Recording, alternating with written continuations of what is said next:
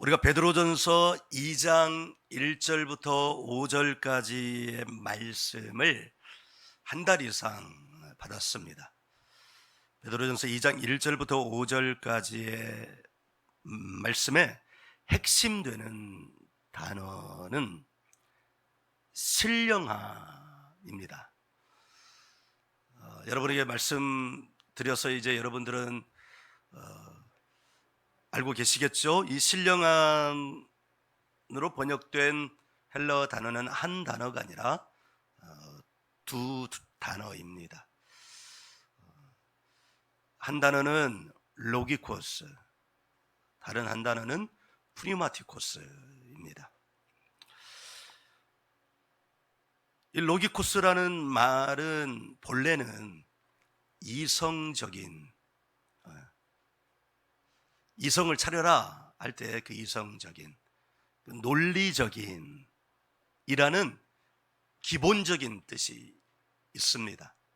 그리고 그 뜻에서 파생되어서 영적인 이라는 뜻을 사용하기도 합니다. 근데 이 영적인 이라는 말의 뜻을 우리가 정확히 알아야 하죠. 프니마티코스는 말 그대로 영적인, 영어로는 spiritual, spirit 이렇게 번역을 합니다. 이 두 단어의 의미를 종합하면 영적인 것의 정확한 의미를 알 수 있습니다. 우리가 영적이다라는 이 말의 정확한 의미를 알아야 저 사람은 영적이야, 저 사람은 영적인 삶을 살고 있어 라고 말할 때 그 의미를 정확하게 전달하고 또 그 타인의 삶을 읽어내고 분별할 수 있게 되는 거죠. 미래학자들은 수십 년 전부터 21세기는 영성의 시대라고 예측을 했습니다. 1차 산업혁명, 2차 산업혁명, 3차 산업혁명을 지나서 20세기를 정보화의 시대, 그리고 21세기를 4차 산업혁명의 시대라고 말하면서 다른 언어로는 영성의 시대 이렇게 간파를 했습니다. 그렇다면 이 미래학자들은 다 기독교인이어서 영성의 시대라고 말을 했을까요? 반대입니다. 그들은 도리어 기독교인이 아닐 가능성이 더 높습니다. 예전도 그렇지만 이 시대의 지성인들은 반기독교적 인 것을, 반하나님적인 것을 지성인의, 지식인의 표상처럼 여기고 있기 때문에 지성인, 지식인 가운데 크리스찬을 찾는다는 것은 참 어렵습니다. 그렇다면 그들이 말하는 영성의 시대란 뭘 말하는 것일까요? 그들이 말하는 영성의 시대란 종교의 시대를 말하는 거예요. 그러나 그들은 결코 기독교를 선호하지 않습니다. 그들은 반기독교적입니다. 그들은 친이슬람, 그들은 친불교, 그들은 친힌두교, 그들은 친무신론에 가깝습니다. 놀랍게도 그들은 반기독교적인 모습들을 오래전부터 가져왔는데 그들은 그렇다면 왜 영성의 시대라고 말을 했을까요? 영성의 시대란 종교의 시대를 말한다고 그랬잖아요. 이 종교라는 말의 어원을 우리가 알면 이 지성인들이, 지식인들이 왜 영성의 시대, 종교의 시대라고 말했는지를 이해할 수 있습니다. 우리가 영어로 religion, 이게 종교잖아요. 근데 이 religion은 라틴어 religio라는 말에서 나왔습니다. 이 religio라는 말은 연결되다라는 말입니다. 그리고 누구에게 연결되느냐? 신들에게 연결되다. 여기서 신들이라 하면 유일신 하나님을 말하는 게 아닙니다. 인간이 추구하는 모든 신적 존재, 이 세상에 사람들이 말하는 모든 신의 이름과 연결되는 것, 그게 렐리기오입니다. 그러니까 미래학자들이 21세기는 영성의 시대라고 이렇게 말했다는 것은 하나님께 연결되는 시대, 이걸 말하는 게 아니라 이 세상의 모든 신들이라고 일컬어지는 것들에 대하여 연결되는 시대라는 걸 말하는 거예요. 그러니까 하나님 나라 관점에서 보면 더 정확한 표현은 우상의 시대, 이렇게 말할 수 있지 않겠어요? 모든 신들에 대하여 연결되는 시대이니까 하나님을 제외한 모든 신은 우상이니 그 우상의 시대라고 말할 수 있는 것입니다.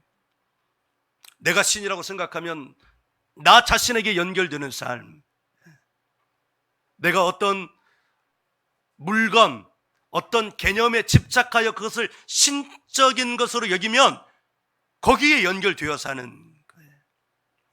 그래서 21세기는 영성의 시대라는 이 말은 다른 말로 바꾸면 연결의 시대라고 말할 수 있는 것입니다. 이것이 의미하는 대로 21세기는 초연결의 시대입니다.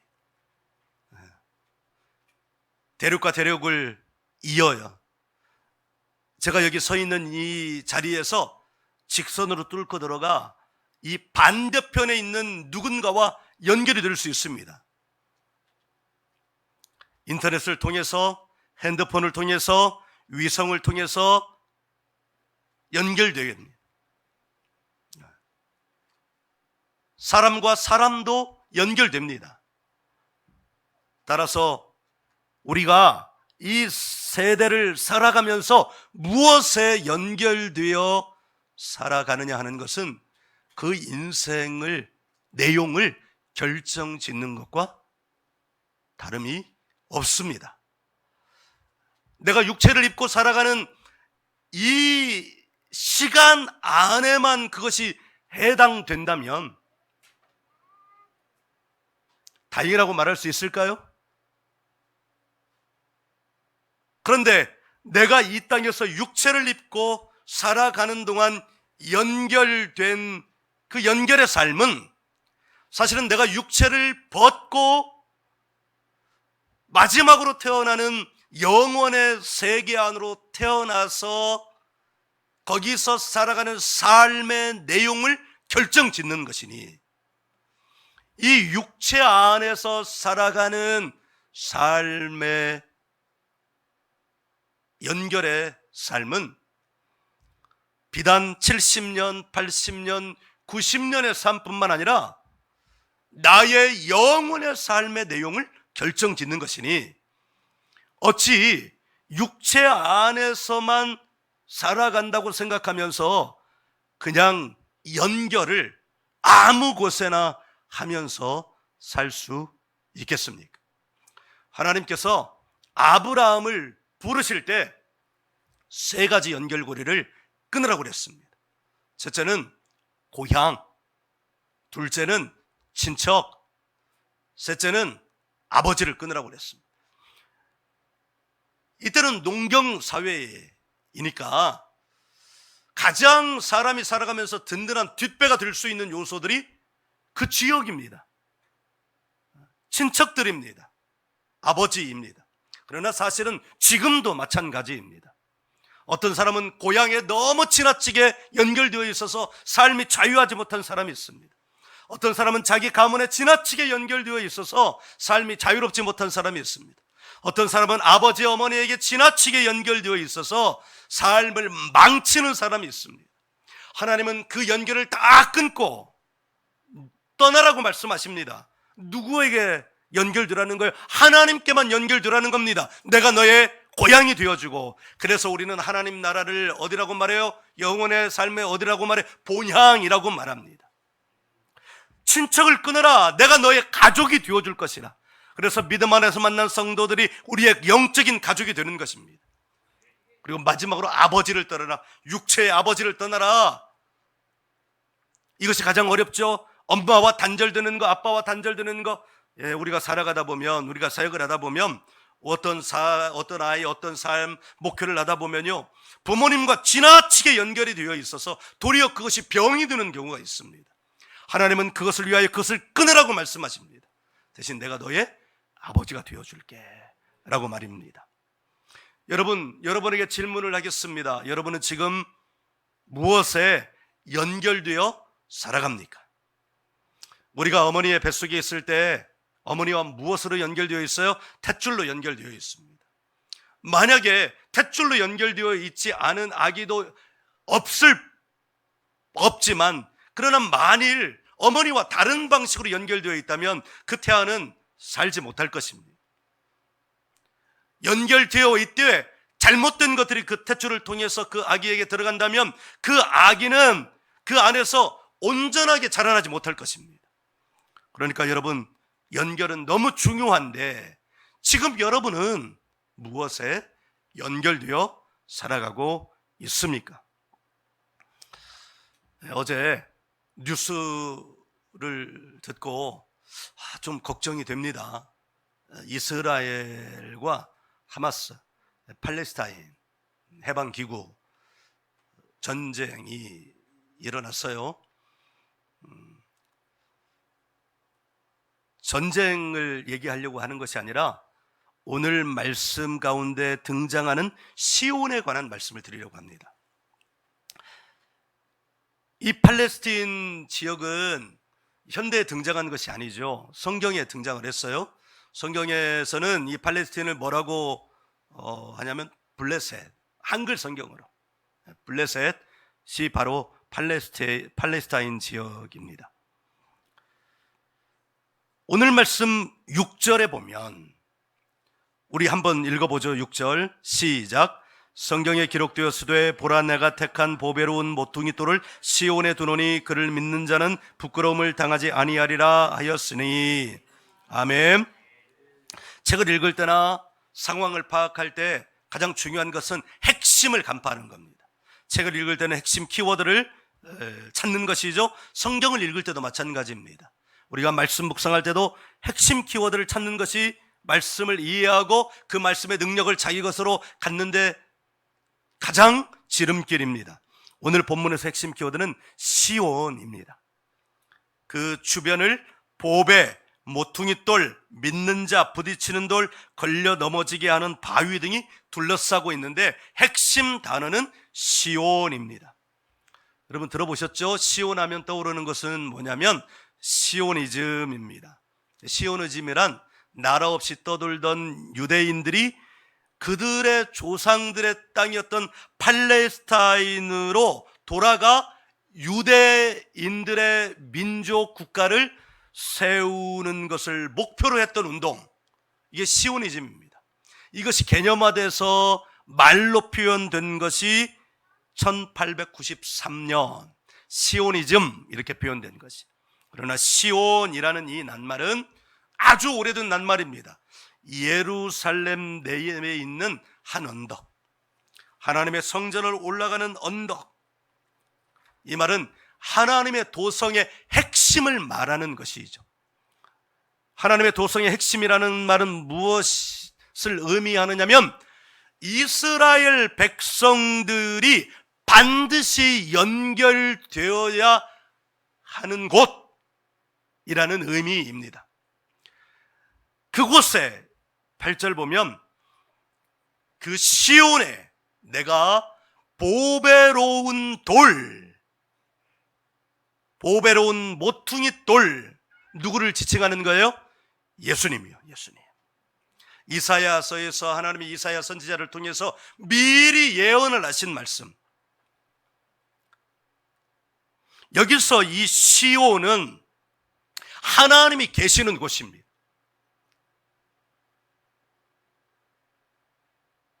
예수님 앞에 어떤 사람이 와서, 율법사들이 와서 물어봅니다. 하나님의 나라는 어디에 있습니까? 율법사들이 와서 예수님께 물어보는 것은 대개 100%는 아니지만 진지하게 물어보는 율법사 유대인들도 있지만 대개는 예수님에게 곤란한 질문을 해가지고 예수님을 걸려 넘어뜨려서 잡아 죽이려고 하는 데 목적이 있어요. 그 율법사가 물어봅니다. 하나님의 나라는 어디에 있습니까? 그래서 예수님께서 하나님의 나라는 너의 가운데 있다. 사랑하는 여러분, 하나님의 나라, 가장 원천적인 하나님의 나라, 하나님의 나라는 어떤 나라예요? 하나님이 계시는 곳이죠. 하나님의 나라가 너희 가운데 있다는 것은 어떻게 말로 바꿀 수 있어요? 하나님이 너의 가운데 있다, 이렇게 말할 수 있는 거예요. 그러니까 우리 안에 하나님이 계시는데 이것을 성경의 언어로 바꾸면 시온이라는 말이에요. 시온.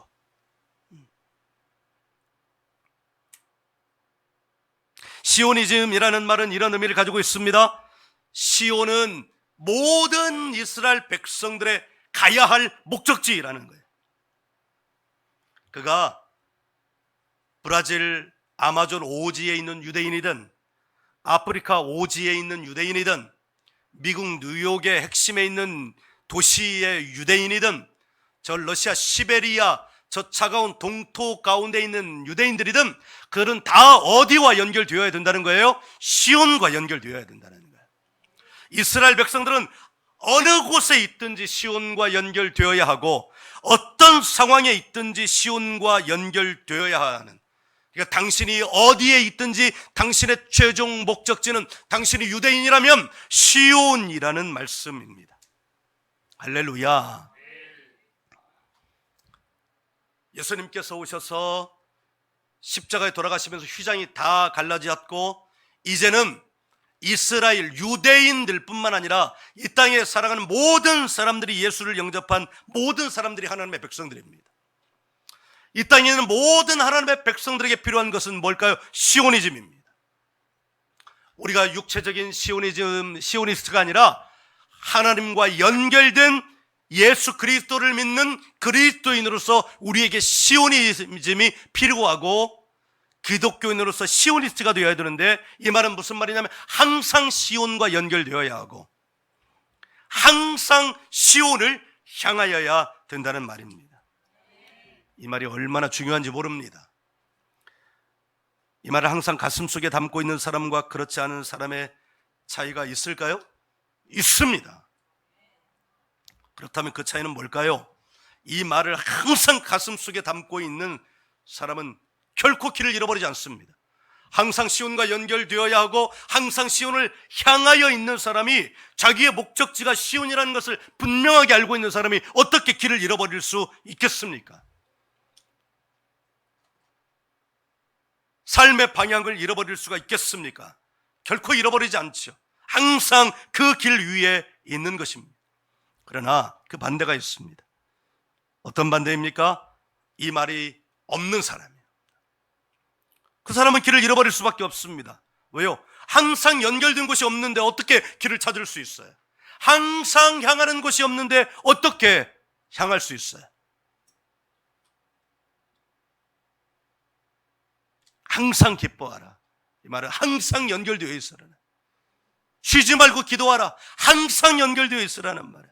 항상 감사하라. 항상 연결되어 항상 향하여 있으라는 말입니다. 여러분, 길을 잃어버리는 것이 얼마나 위험한지요. 제가 지난 4월에 대만에 갔잖아요. 우리 친구들하고 액티비티를 했어요. 대만의 국립대학 단방을 하고, 갈 때는 잘 갔어요. 지하철 타고 가니까 잘 갔어요. 돌아올 때가 문제였습니다. 우리 친구들도 팀별로 나눠가지고 니네 다 알아서 가라. 그리고 선생님들이 이제 나중에 우리도 알아서 가겠다. 우리가 먼저 갈 줄 알았어요.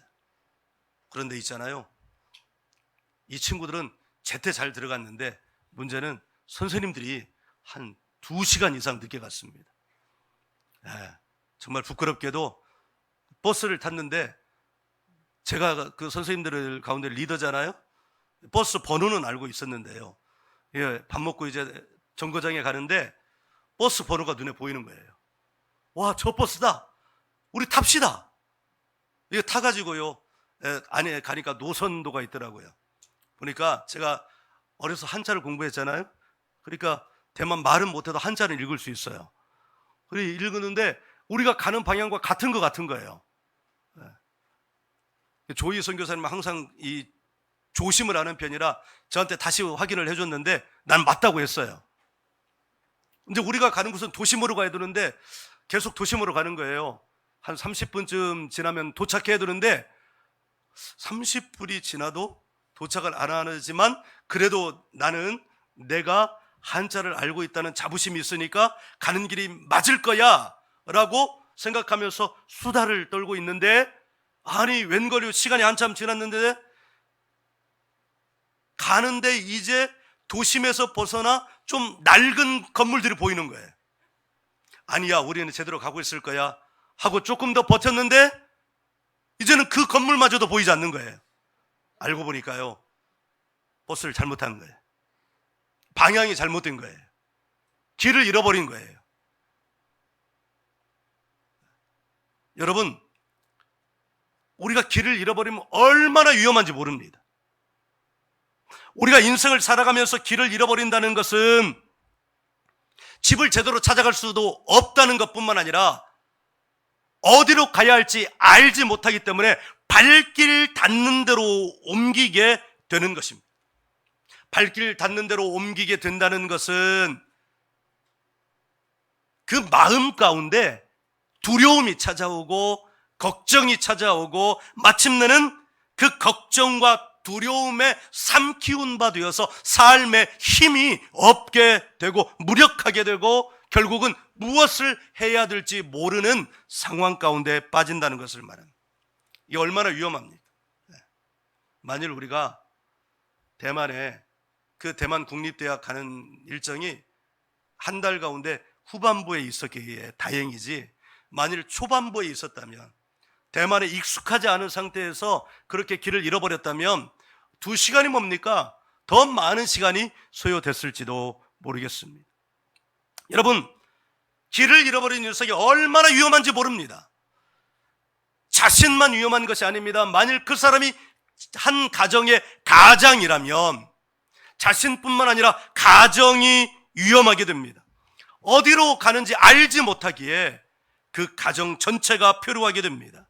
그러나 갈 곳이 있는 목적이 분명한 가장이 있는 가정은 그렇지 않겠죠. 가야 할 곳이 분명하기에 힘이 있고 위력이 있습니다. 오늘 말씀의 핵심은 이겁니다. 당신 안에 시온이 있다. 여러분 믿습니까? 당신 안에 시온이 있습니다. 당신 안에 시온이 있다는 것은 당신 안에 하나님의 나라가 있고 그 나라의 왕이신 하나님이 당신 안에 있다는 것입니다. 여러분 믿습니까? 네. 관건은 이것입니다. 그 나라로 향하는 길이 열려 있느냐 열려 있지 않느냐 하는 것입니다. 길이 열려 있어야 당신 안에 시온과 연결이 됩니다. 길이 열려 있지 않으면 연결되지 못합니다. 길이 열려 있어야 항상 시온을 향할 수 있습니다. 항상 시온을 향하여 걸어갈 수 있습니다. 항상 그 목적지로부터 흘러나오는 위력들을 받아서 누릴 수가 있습니다. 아멘. 네. 당신 안에 시온과 연결되려면 영이 깨어 있어야 합니다. 예수님이 십자가를 지시기 전에 겟세마네 동산에 제자들 2명 데리고 가서 기도하셨습니다. 그 기도는 피하고자 하는 기도가 아니었습니다. 그 기도는 십자가를 질 수 있는 능력을 달라는 기도였습니다.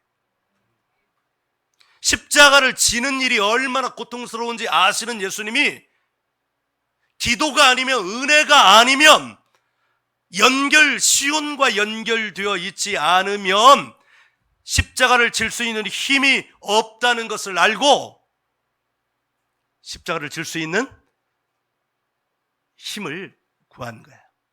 그러면서 제자들에게 이렇게 부탁합니다. 깨어 나와 함께 기도하자. 깨어 나와 함께 기도하자. 이 말은 무슨 말이냐면 내가 시온과 연결된 것 같이 너도 시온과 연결되어라. 내가 시온을 향하는 것 같이 너도 시온을 향해라. 영이 깨어 있으면 마음에 힘이 생깁니다.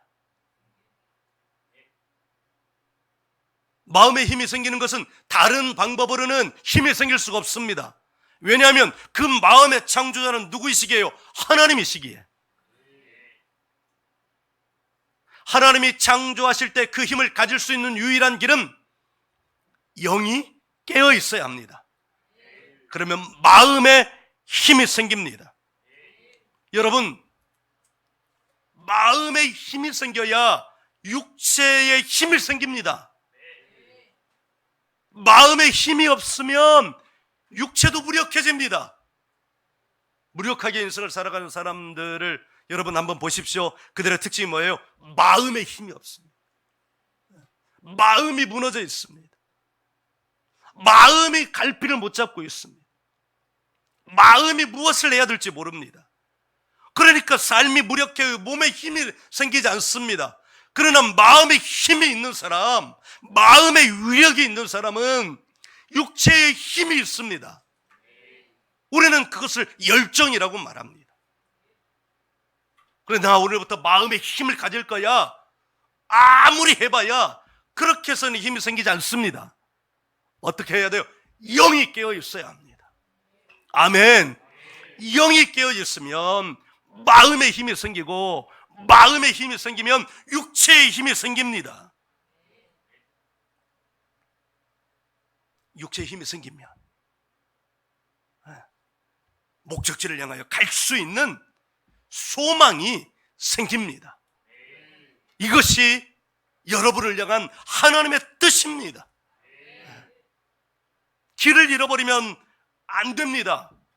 길을 잃어버리면 모든 것이 다 망가집니다.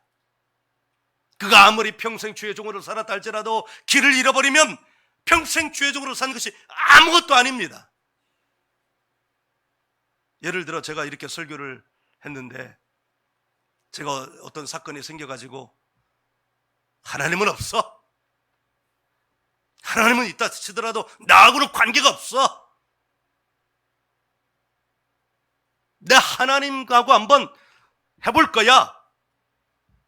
이러면 길을 잃어버리는 거예요. 길을 잃어버리면 삶이 갈피를 잡지 못하는 거예요. 사랑하는 여러분, 오늘 말씀의 제목이 그래서 나왔어요.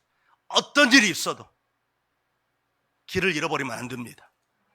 어떤 길을 잃어버리면 안 돼요? 시온을 항상 시온과 연결되어 있고 항상 시온을 향하는 그 길을 잃어버리면 안 됩니다.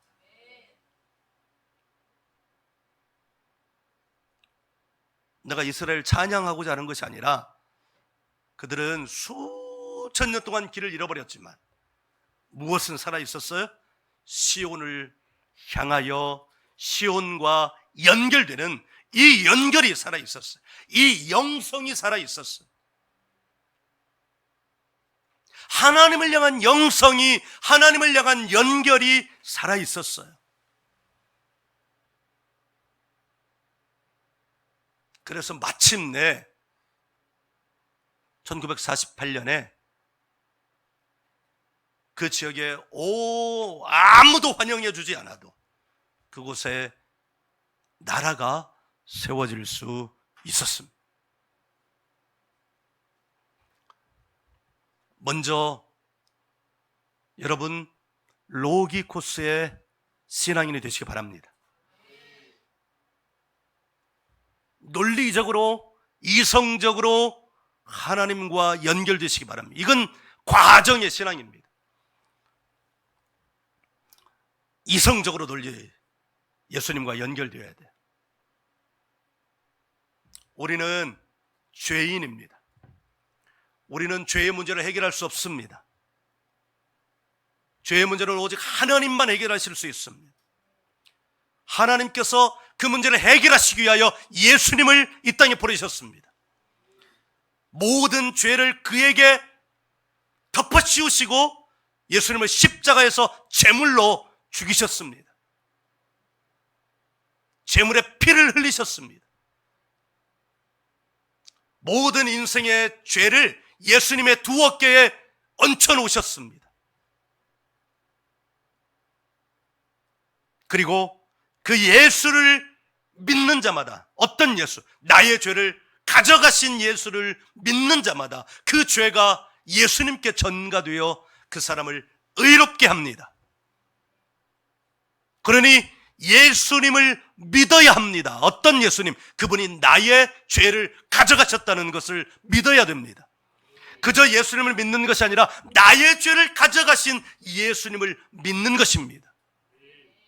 그러면 그때부터 하나님의 의로우심이 당신 안에서 역사하기 시작합니다.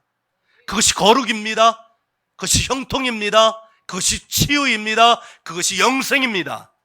그러니 당신 예수님을 영접하십시오.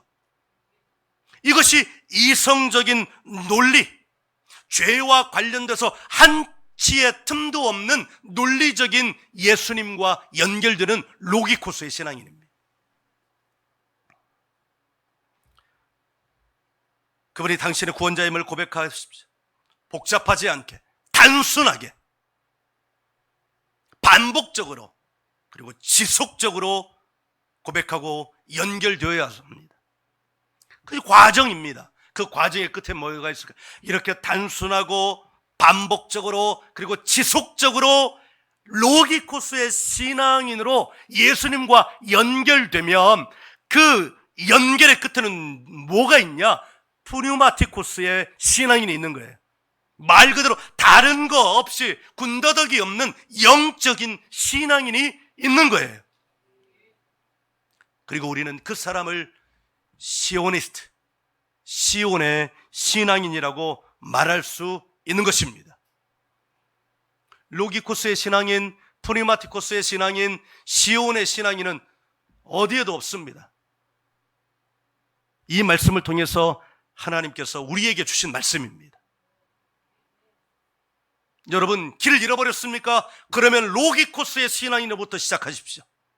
단순하고 반복적으로 지속하여서 로기코스의 신앙인으로 나아가면 그 끝에는 반드시 하나님이 축복하시는 푸뉴마티코스의 신앙인에 도달하게 되고, 푸뉴마티코스의 신앙인의 삶을 단순하고 반복적으로 지속적으로 살아가면 시온의 신앙인이 됩니다. 항상 연결되어 있고 항상 향하여 있는 신앙인이야말로 깨어있는 사람이 됩니다. 영적으로 깨어있는 사람, 도로가 연결되어 있는 사람, 그 사람은 반드시 마음에 힘이 생깁니다. 마음에 힘이 생겨야 육체의 힘이 생깁니다. 할렐루야. 육체의 힘이 생기면 비전을 가질 수 있습니다. 아멘. 소망을 가질 수 있습니다. 할렐루야.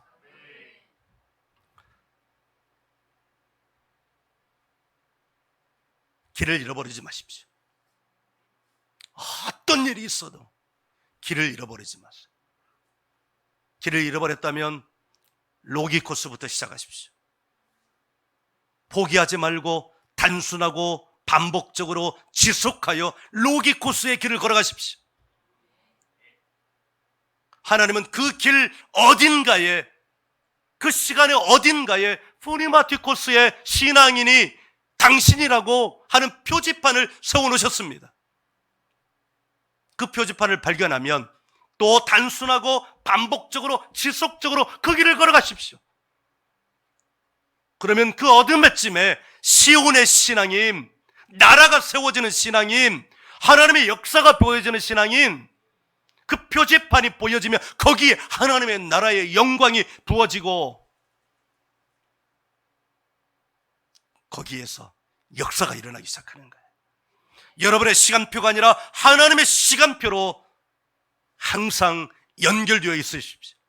항상 향하여 있으십시오. 하나님의 시간표는 1000년이 하루 같고 하루가 1000년 같은 것입니다. 바람이 어디서 와서 어디로 가는지 알지 못할 만큼 하나님의 시간은 어디에서 오는지 모른 채 어디로 가는지도 모른 채 나에게 도적과 같이 찾아옵니다. 그때 우리는 기쁨으로 단을 거두는 거예요. 기쁨으로라는 이 말은 기뻐 이 말이 아니라 어느 날 갑자기 찾아왔을 때 일어나는 환호성 같은 것입니다. 와우!